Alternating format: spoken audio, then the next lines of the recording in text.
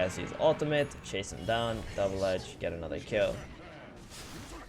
So honestly, if you watch like really good players in these situations where the spear breaker kind of like gets to the tower like this, they wouldn't actually use their stampede here to chase this guy down, because you already have like 600 HP. Even if you use stampede, you run in, like your sanking is gonna get really low, then you're gonna take tower shots, you're gonna get really low, you're gonna spend a lot of your resources to kill this position 5 spear breaker, and what happens after that is you don't have any HP left and you will be kicked out of the lane. You would either have to go back to base, heal, TP back bottom, and if you think logically, right, this spear breaker is probably only going to give you like 190 gold or something at most.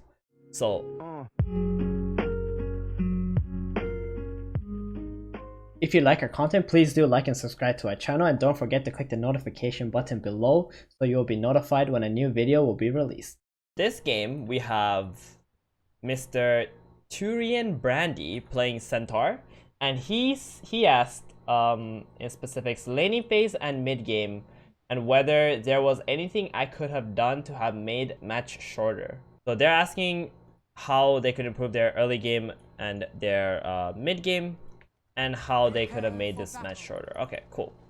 So let's start off. Item build looks solid. 30 seconds Typically, I'm not a huge fan of the ring of regen. I think like having a little bit more regen is generally better. But because he is bringing more regen out with his courier, it's not going to be too bad.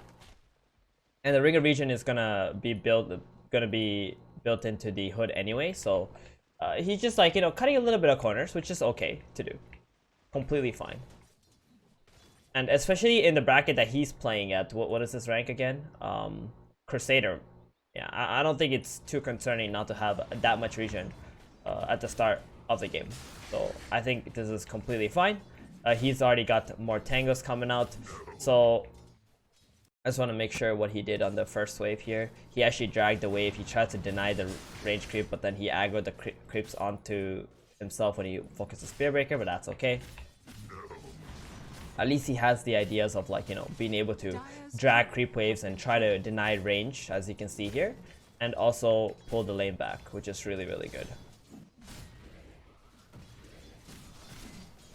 And this game, he's also going for a bracer right away. Amazing item on Centaur, because you get lots of damage. You get 8 damage, you get HP regen. This hero loves having a bracer. So this is, for me, like a pretty big problem when I watch players, and they're not like valuing these range creeps that much. So here, Turian, how you deny the range creep is really good, but you got to understand the same way that you're denying range creeps and pulling them back, your opponent probably wants to do the same thing to you. And when your opponent wants to do the same thing to you, you got to stop them from accomplishing their task. So every time they're going for these denies, you need to value these things over whatever is right in front of you. Because if you can get this, then at least this creep here, you know that you're going to get the XP for it, even if you don't get the last hit. But if you go for this creep and he denies this creep, then you're pretty much losing a bunch of XP and gold in this lane, and you're allowing him to do exactly what he wants. So like, this is just one example where a player should have actually like denied this in 2 hits instead of like actually running after the sanking. So as we saw like earlier, look at what happens here. They run into your sanking, and then you kind of like walk away because you see 2 heroes and you already used stomp. But what would have been better was, instead of just using a stomp there, would have been ran into them, stomped them too, and the range creep, and try to like think about the creeps while you're also like using spells on your opponent. So like, even that stun on these 2 wasn't even that important, but it would have been fine if you stunned this range creep alongside these 2 heroes, because you would have secured this creep, walked back, and then always you got to keep your eyes on the creep here. Because you see, they deny this, then again, 2 more range creeps go into the wave, and you're over here eating tangles. But this is something that you gotta predict, that hey, the creep wave is coming. They're gonna run into these range creeps. They're gonna bring them low. My opponent is gonna deny them, and you're nowhere near these creeps to even secure them, right? Any decent player would have just boop, denied this one, boop, denied this one before you can even get to the creep wave, and it would have been a complete disaster.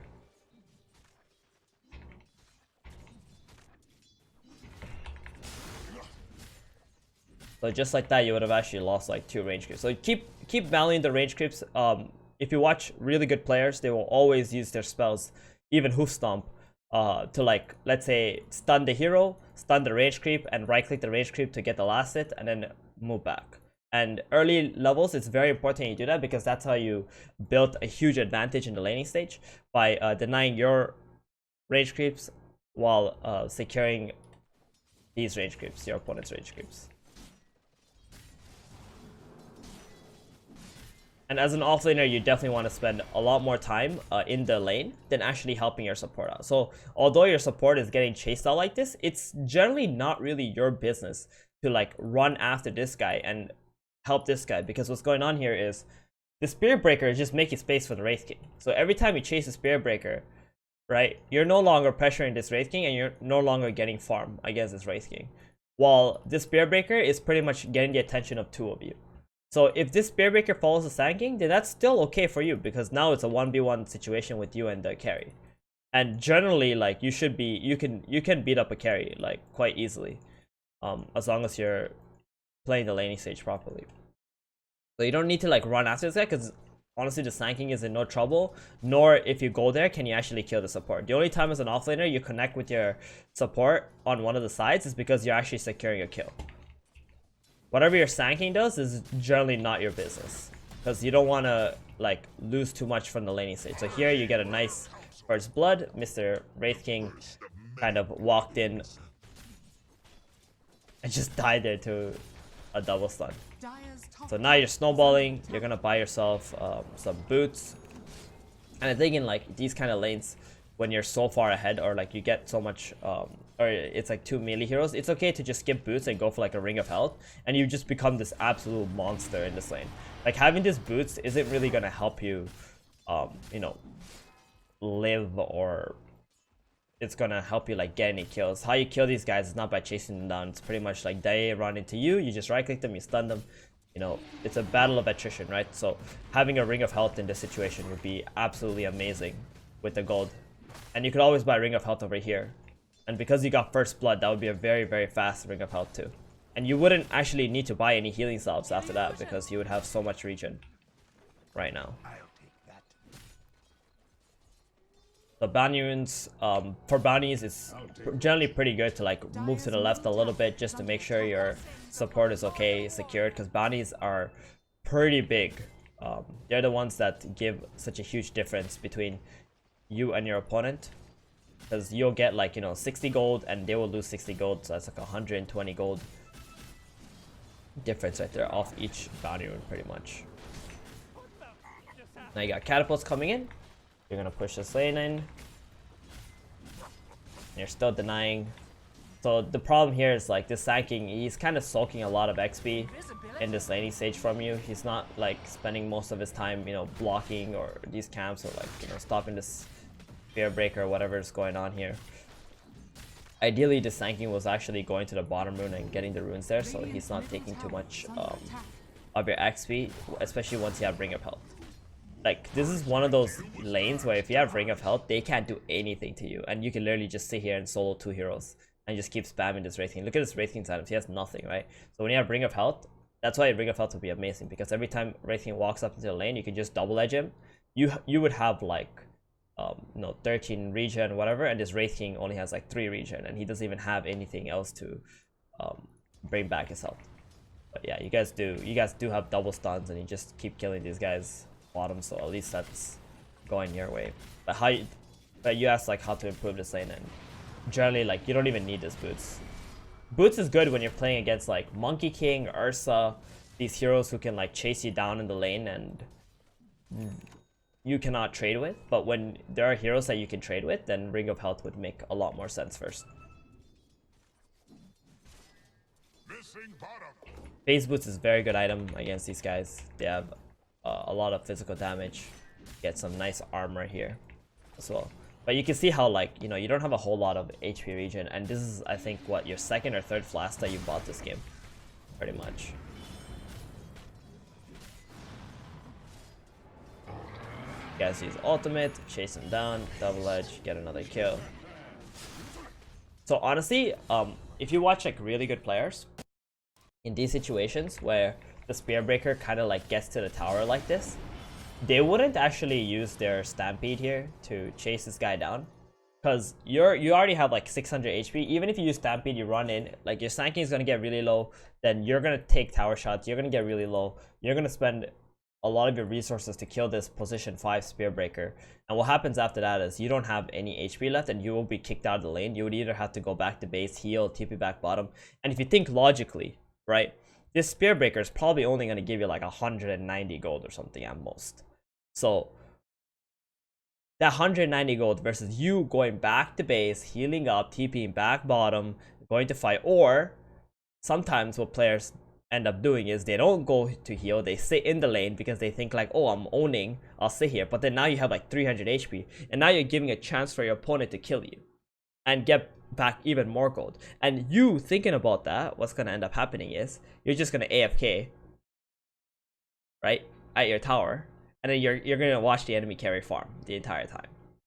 So generally, like heroes who are like this low, but it's kind of a stretch for you to go and actually kill them, it's not really worth it for you to, you know, die the tower. If you want, you can use stampede for your sanking, but ideally you're not actually chasing the sanking and like trying to help him kill this spear breaker, I think, because you just want to like focus on all these creeps that are coming into you, kill those creeps, you know, keep control of your lane, like keep farming your lane so that you can become stronger and bigger, right? These early game kills at some point don't end up meaning that much, because sometimes when your opponent comes back with full health, full resources, and you are sitting there with like 200 or 20% HP, you're going to be the one suffering.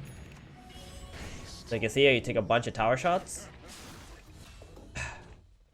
and now you just have to end up going back to base and healing. And like there, 190 gold, exactly what it is. And on top of that, the sanking died too. So this sanking is actually worth more than this spear breaker, because you guys were snowballing this lane. Not only that, now you have to go all the way back to base and TP back bottom. And during all this time, this Wraith King got so many more creeps. He's pretty much caught up to your assets. Let's go to net worth here.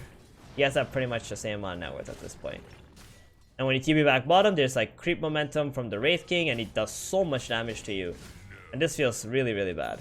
And again, this is another situation where you gotta like prioritize the range creeps. So you see these things low, you run at these range creeps, man. You gotta get those range creeps.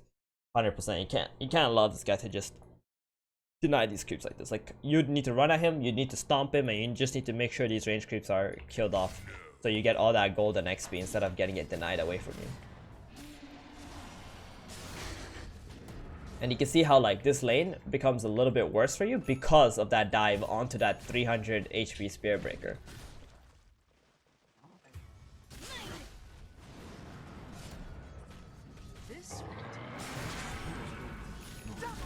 They got max double edge, really good build.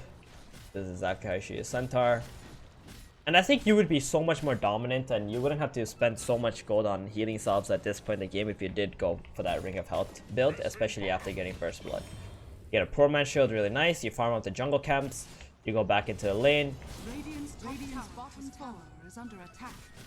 Push the lane out, and then you keep continuing to farm up the jungle camps, so you get more farm. Meanwhile, Wraith King just kind of chilling here.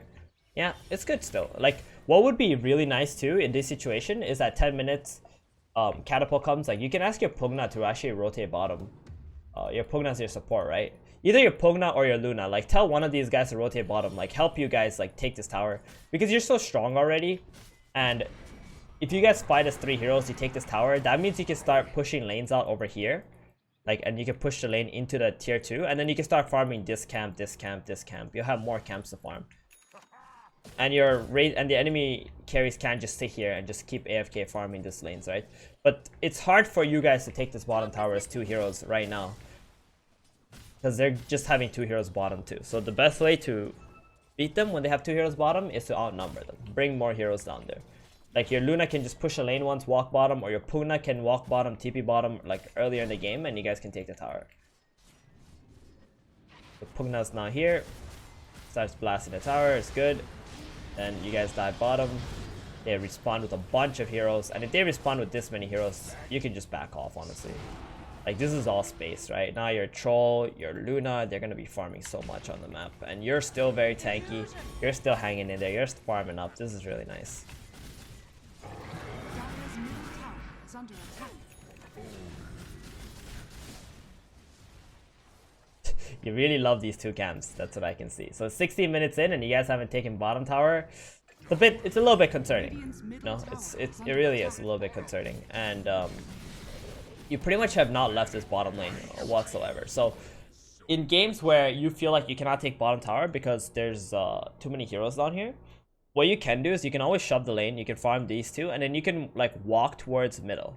If you have heroes middle and your mid laner is like stronger than the enemy mid laner, you can walk towards mid. You can like go through this jungle area, right? You can drop stampede, you can run in, you can stun up the hero here, you can kill someone, and then you can just take the mid tower. And by taking the mid tower, what that will do is your opponent is going to like either react, like they're gonna react from the bottom lane. People are gonna react, they're gonna TP mid, they're gonna try to defend the mid tower, or they're just gonna give you the mid tower, and now you've opened up the map. Right, you kill this tower, then you can go back bottom. You can go back bottom. You can even farm the jungle camps on the way back bottom, and then now you've pretty much like made some space for your allies already. The other hero who could also come bottom is like your carry hero. Obviously, like in your bracket, probably not gonna happen that much, but in the end, it's fine what happened in this game. Like you kind of just stay here, you farm like the lane and the two camps, but you could farm so much more. Had this tower died like 11 minutes in or something with the second catapult wave.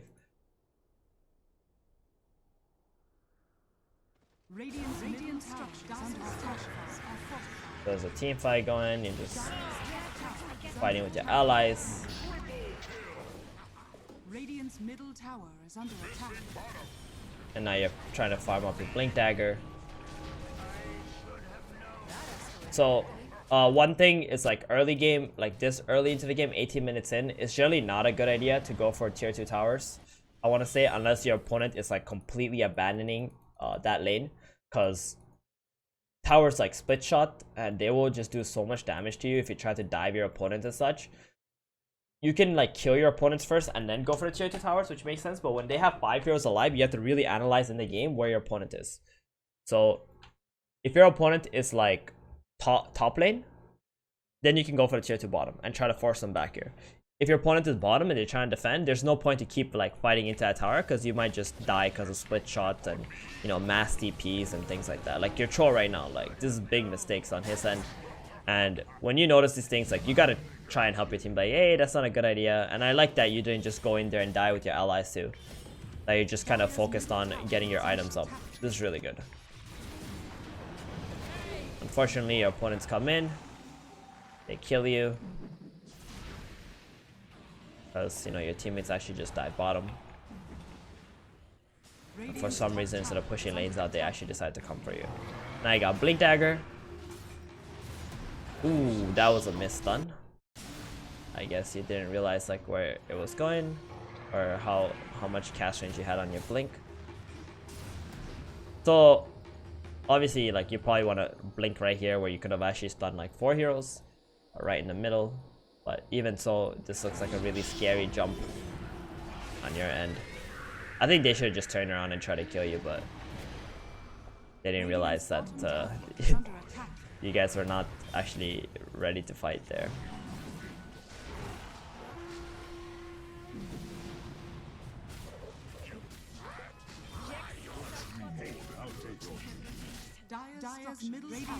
So next item you're going for is Blade Mail. Okay, so the thing about Blade Mail is not really a very good item for Centaur, I think.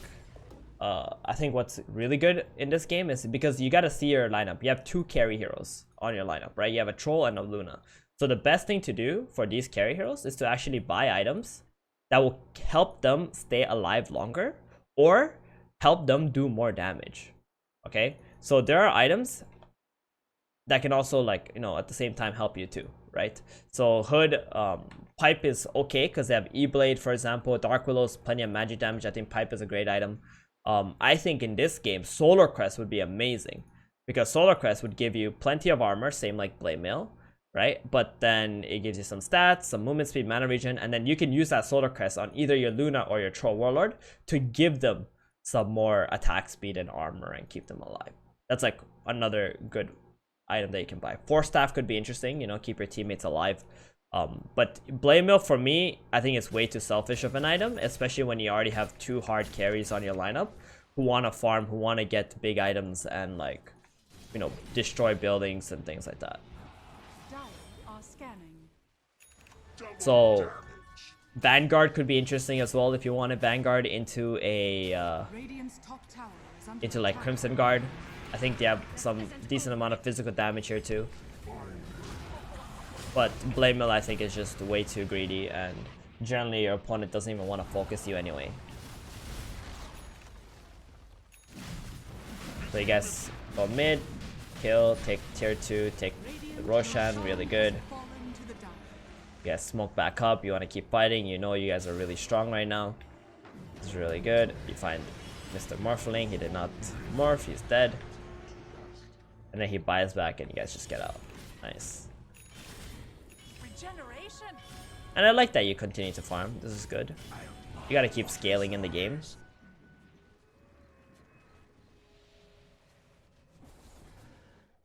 You push out middle here. Yep. Halberd is okay too, yeah. You can buy Halberd for the Legion. The thing about Halberd is it's a very expensive item these days. So I'm not the biggest fan of Halberd anymore, but it is a good item against Wraith King, Legion Commander, Morphling even, Range Hero. He'll get disarmed for 5 seconds, also good. So for me, Halberd or Solar Crest would have been really, really great. I think Lotus Orb is also a decent item too. I can agree with Lotus Orb. I think that would have been awesome because they got a lot of targeted spells and you can stop the E-Blade. Maybe instead of Blade Mill, just go Lotus, something like that, and then you go for Solar Crest after.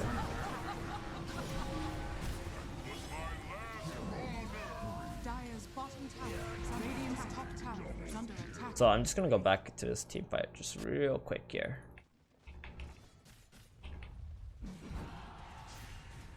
So you jump the Legion, which is okay. I definitely would have like looked for the Dark Willow here, because you want to jump the guys that are gonna be the big team fighters and like are gonna be very disruptive in the team fights, right? So Legion is good. Dark Willow probably a little bit better, but or if you could jump both at the same time, that would have been nice. I see that you jump Legion because you know she has to heal, right? She can remove the stun off somebody. But in those situations, like it might be just better not to jump anyone until you see like at least 2 people, so the Legion can't save like just one guy, right? If you see 2 people clumping up, that's the time that you want to pull the trigger and you want to just jump in and stun. Dire's bottom tower is under attack. Nice. The double stun. Dire's bottom Radiant's top tower is under attack. They just gotta get back. Radiant's top tower is under attack. Illusion. Don't you have any other items to buy to take here?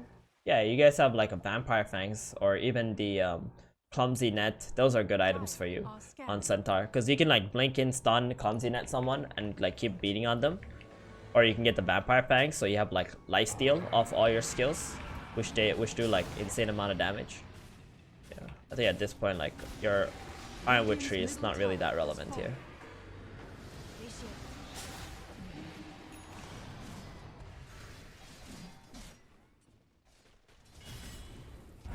You guys are like playing pretty much on their hill and taking away all their farm, which is really good. Radiant's bottom tower.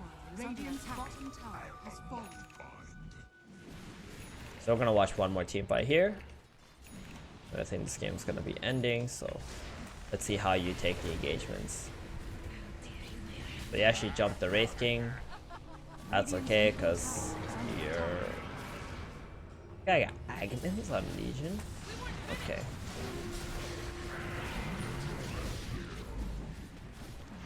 So yeah, as you can see, like in this game, the Blade Mill really didn't provide a whole lot. Yeah, I think Hood into Lotus probably is the best choice, and then going for like a Solar Crest after that, so your Troll can just go ham or your Luna can go ham, and you guys can just break all their buildings so quickly after that. Radiant's bottom tower has fallen. Radiant's bottom Okay. towers are under Alright, attack. cool. That's good. So what did we learn from this game? Mainly for me, I think you gotta focus a lot more on the opponent range creeps. Make sure like you kill those things. You make sure you use your spells to secure those range creeps, because I think there were just too many range creeps that got denied, or you didn't even get the last hits on them, which I think is a problem. Like if you want to progress and have a better laning stage or more gold, whatever, and XP, it's really important you secure those range creeps. Then try to ask someone on your team to come bottom with you and like pressure, maybe even after 10 minutes. 5-minute catapult sometimes it's hard to take towers with. Actually, it's very hard to take towers with, but 10-minute catapult, I think you should be having at least 1 or 2 heroes rotating bottom for you, and so that they can help you take that tier 1 tower, and then that opens up the map for you to just, you know, push the lane all the way to their tier 2 and be able to farm like even 3 camps, and your opponent can't contest, and it's going to be really annoying. Then if the lane bottom is too hard for you to take tower, like you felt like the Wraith King is just too annoying, then you can just like push bottom in and walk your way towards mid and try to see if you can make a stampede play and get a kill on the mid laner, and that can snowball your mid laner, and you can take the mid tower too. So bottom lane is not the only tower that can open up the map. The mid tower can also open up the map for your allies and get more farm for your team too. So that's also another option, which I think is really good. When you got Blink Dagger, it was nice. Just think about like who to jump in the fights. And obviously, if you can get like 2 people, that's most of the time the best way to use your Blink. I think when you get Blink also, you can like instantly use a smoke with 2 or 3 of your heroes and just try to go for kills so that you can lead those kills into towers as well.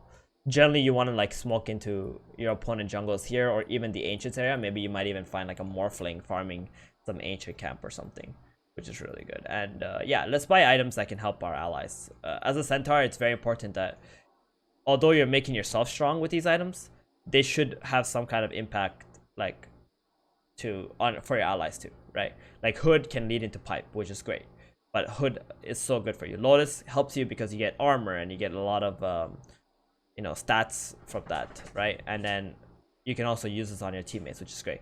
Blade Mail, not very good for your allies, just absolutely selfish item, and I think Centaur just not really a good hero with Blade Mail overall, I think. And all those things would naturally help you get more out of your hero. What about Shivas? I don't generally like Shivas on Centaur. I think Shivas is good when you're playing against like Phantom Lancer or like very like Loss of Illusion heroes. I think Shivas like it's okay, maybe much later into the game. I think Lotus Orb provides more value. I think Solar Crest, these kind of items provide more value for your team overall. Where Shivas is like kind of like trying to stop your opponent from, you know, attacking or whatever. I remember a long time ago, people were talking about how, oh well, Shivas, you know, it slows their attack speed, so their retaliate doesn't work that well. But I don't think that really matters, honestly. If you guys want to sign up for Games Class, you can also get the free trial. Stream Elements is putting up the link in the chat.